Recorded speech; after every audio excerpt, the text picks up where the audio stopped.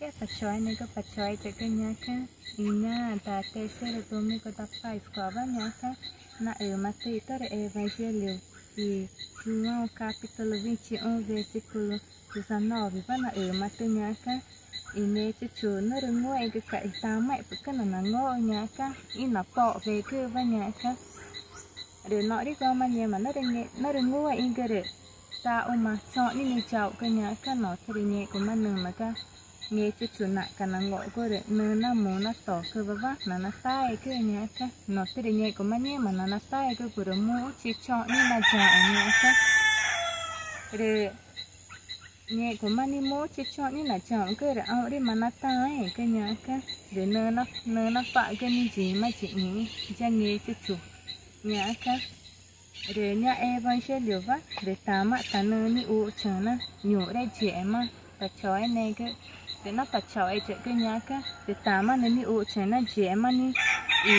ở đây để nghe đúng cái nó ta cái bỏ về cái nhổ đây chạy tay này cái để nó tay chạy cái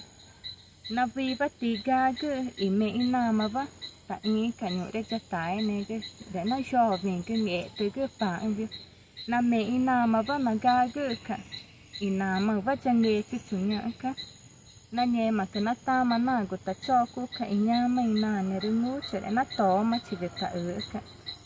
nó tạ cái bỏ về cái những mà nương mà nhẹ mà ngủ in cái đấy nó đi gom mà vót tao mà như chậu cơ nó cái để nhà mà cái vắt nó tay cái để mà đừng ngủ chỉ chọn đi là chậu nhẹ mà chọn đi là như ủ chẳng nó ta mà nên ủ vừa ấy chỉ cái nhẹ mà tao để mang chỉ cả ta na nhung cái ta na vi pe va nó đến nào mà vắt tiền ga cứ nhung đấy ina cái tao ta nó phải nhà mày nà này có tay ói cái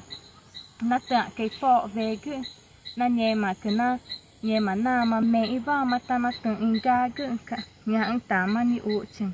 nhà o đấy nhà cả mà tự sao xuống va để vị pe va mà ta nơi đi ụ nó được ngu anh cái cạnh ngu anh là cả Pedro của ai cả chỉ bảo được ora của nó ai của mà cái ta nơi là nghe chăng